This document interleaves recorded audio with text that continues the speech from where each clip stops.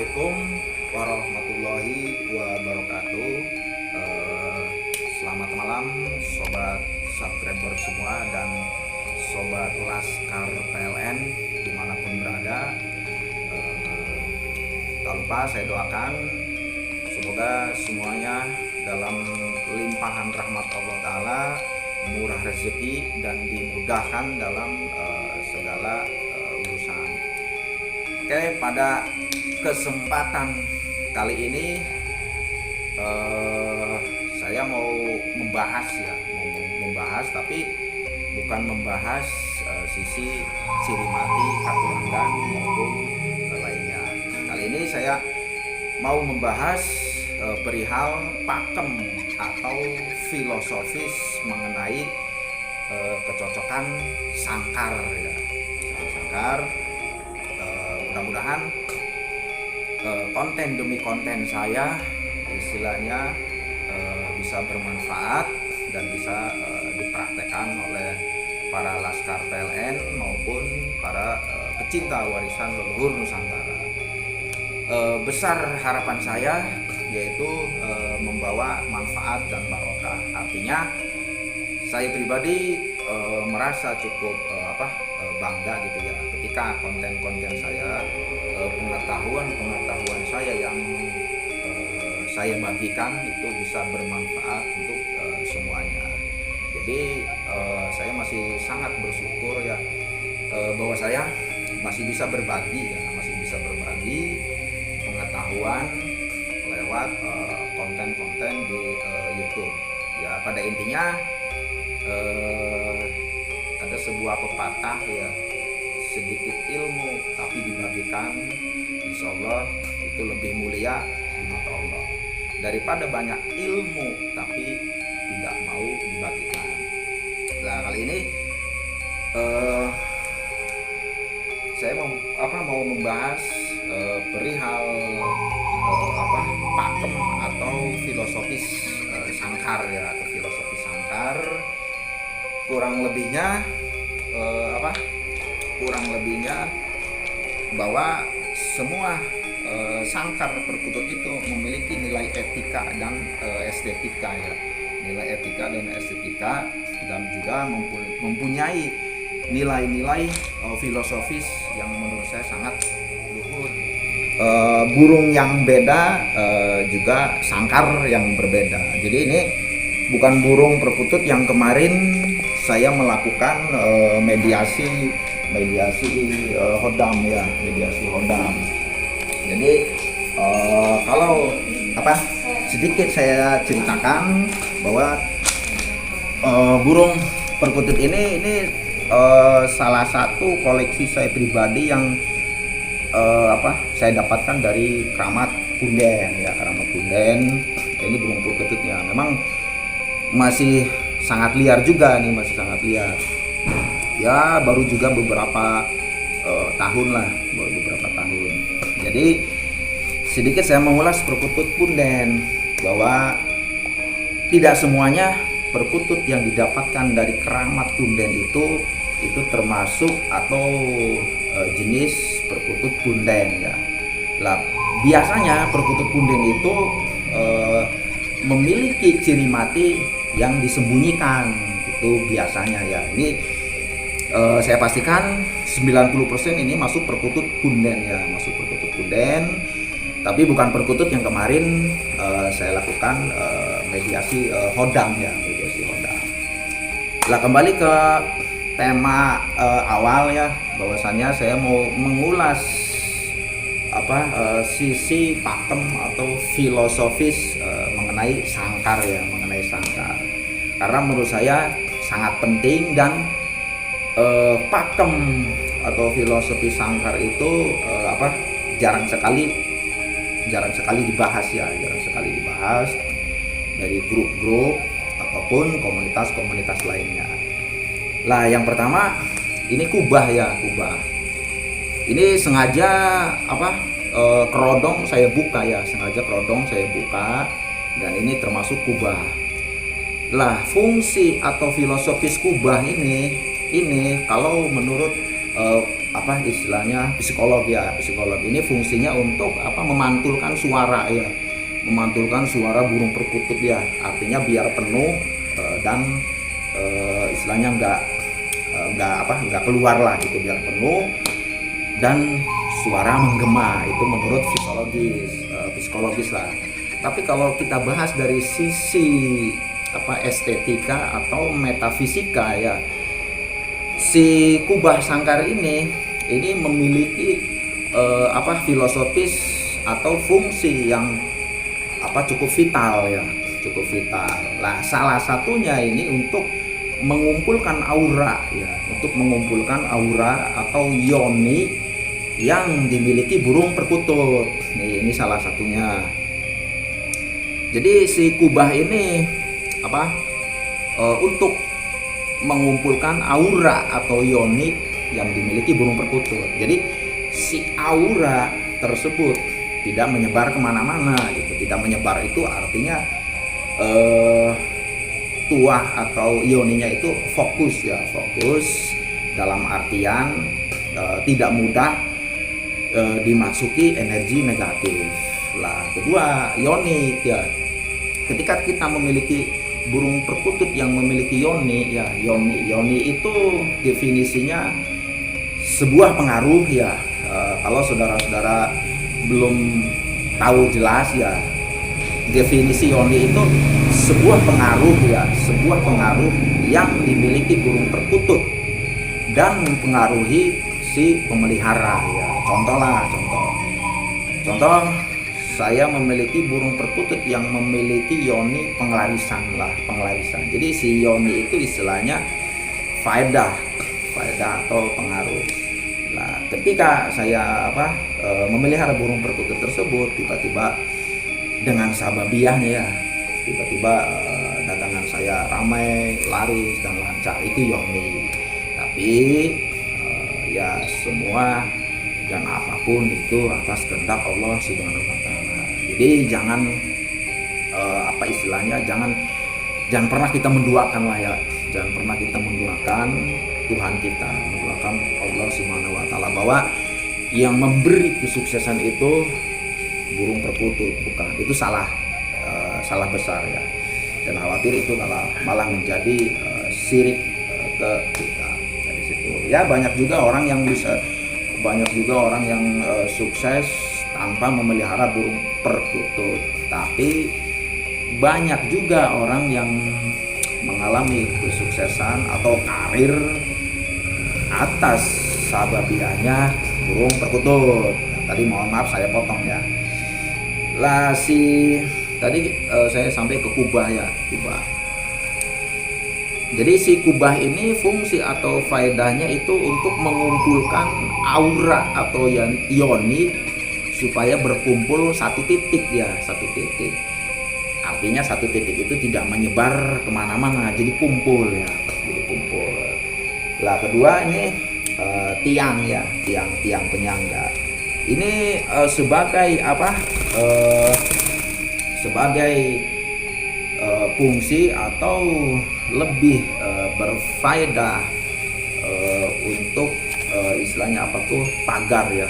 Istilah pagar itu kekuatan filosofis untuk memagar burung perkutut yang tadi memiliki yoni dan aura baik tersebut supaya tidak mudah juga dirasuki energi negatif ya, energi negatif berupa hodam atau makhluk-makhluk astral lainnya.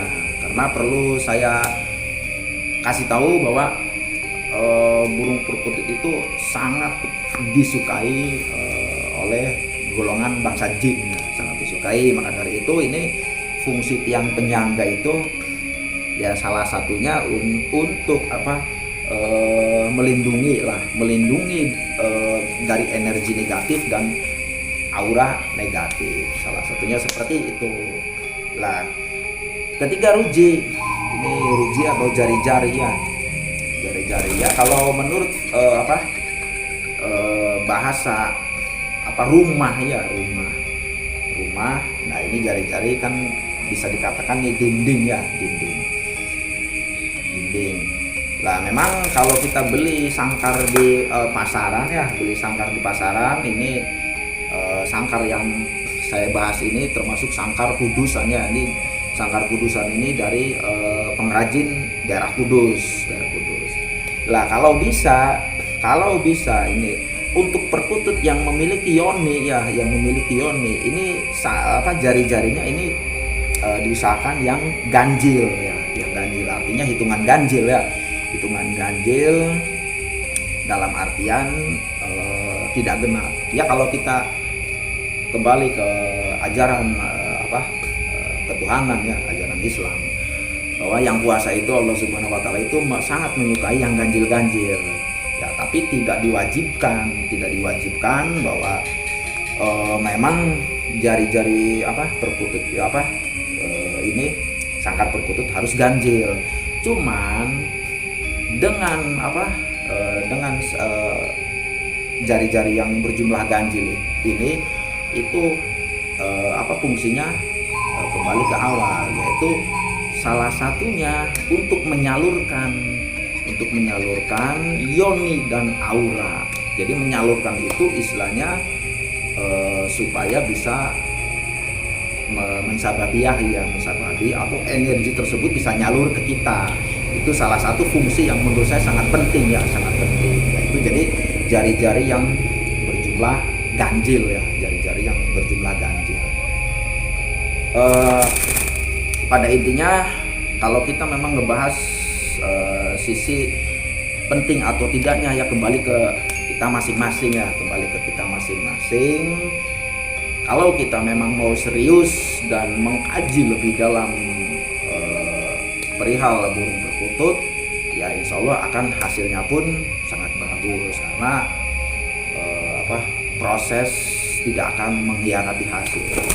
Tapi kalau kita hanya sembarang-sembarang untuk memelihara burung perkutut ya, saya kembalikan ke saudara masing-masing juga. Artinya dari kebanyakan juga kan si penghobi perkutut lokal itu, mereka itu pengen sekali merasakan sababiahnya dari memelihara burung perkutut ya. Memang dari segi suara pun itu istilahnya sudah sangat-sangat menghibur ya. Makanya sering saya bilang bahwa penghobi perkutut itu memiliki selera masing-masing. Ada yang menyukai dari jenis anggungannya saja, ada juga yang memang menyukai dua-duanya itu anggungannya dan misterinya. Nah di situ itu kalau saya bahas ke sisi faedah ya, sisi faedah. Lah keempat nih, ini dari tangkringan ya, dari tangkringan. Tangkringan itu juga sangat penting ya, sangat penting. Kesatu si tangkringan itu mempengaruhi power ya, mempengaruhi power energi yang dimiliki burung perkutut pula. Lah kalau bisa saya kasih saran ya atau masukan, tangkringan ada beberapa tangkringan yang cocok untuk burung perkutut yang memiliki yoni ya, apalagi berhodam ya. Itu salah satunya kayu nagasari, kayu asem, dan kayu salam, pohon salam ya, pohon salam. Itu jadi ketiga pohon tadi menurut dan pengalaman saya itu sangat-sangat besar energinya gitu ya, ketika kita sinkronkan, insya Allah bisa bersinergi dengan tuah atau yoni si burung perkutut tersebut. Lah jadi ketika si tangkringan tersebut merasa nyaman, merasa istilahnya bisa bersinergi dengan isi yang ada yang dimiliki burung perkutut, lah di situ pula kita akan juga merasakan sisi faedahnya dalam memelihara burung perkutut. Artinya sisi faedah itu ya sebuah kepuasan ya, sebuah manfaat lah, kurang lebihnya seperti itu, ya. Apapun itu kita tetap harus menjaga tali keimanan pada Allah Subhanahu wa taala. Saya sendiri, saya pribadi istilahnya memelihara burung perkutut itu saya tidak munafik ya, tidak neko-neko. Artinya saya hanya ingin melestarikan nguri-nguri leluhur atau warisan para leluhur gitu. Karena burung perkutut ini kan warisan para leluhur kita, para leluhur yang ada di Nusantara, salah satunya seperti itu. Jadi kalau ada orang yang berasumsi atau beranggapan bahwa memelihara burung perkutut itu di garis bawahi syirik atau musyrik, itu menurut saya kurang cerdas ya, kurang cerdas. Dan maaflah, artinya mereka belum tahu sisi positifnya memelihara burung perkutut atau isi dari memelihara burung perkutut. Jadi kita tidak boleh langsung memvonis bahwa memang ketika memelihara burung perkutut itu dikatakan syirik atau musyrik, tidak. Maka tadi saya bilang perkutut itu warisan para leluhur ya, warisan para leluhur, nguri-nguri budaya. Ada sebuah pepatah bahwa warga negara yang baik yaitu seseorang yang mencintai budayanya ya budaya, termasuk ini kan budaya warisan para leluhur situ. Oke para sobat subscriber, kurang lebihnya pengkajian saya istilahnya tidak panjang ya. Nanti next akan saya bahas lagi mengenai sangkar, karena memang masih panjang ya, masih sangat panjang. Dari mulai istilahnya kalau kita ngebahas secara detail itu cukup panjang. Maka ya pelan-pelan. Karena pembahasan ciri mati dan katurangan saya tangguhkan dulu karena sudah sering saya bahas di grup. Maka insya saya mengulas atau mengkaji sisi burung perkutut yang belum pernah saya ulas di grup-grup lain. Dan intinya bahwasannya konten saya ini mengulas burung perkutut itu memang dikemas oleh supranatural ya. Artinya saya mengkaji burung perkutut itu tidak hanya dari sisi luarnya saja, tidak hanya dari sisi fisiknya saja. Kurang lebihnya luar dalam saya kupas, saya bahas semuanya. Para Laskar PLN dan sobat subscriber, maaf jika ada salah kalimat, berbeda pendapat ya tentunya, dan pastinya setiap pendapat orang itu berbeda-beda ya. Saya pun harus juga menghargai pendapat-pendapat yang lain seperti itu ya. Saya hanya sedikit pengen berbagi, mengulas lewat channel YouTube. Oke, yang belum subscribe silahkan subscribe dan aktifkan lonceng notifikasi. Insyaallah saya akan mengkaji dan membabar semua dari sisi luar dalam yang dimiliki burung perkutut. Oke, sobat subscriber, akhirul kalam. Assalamualaikum warahmatullahi wabarakatuh.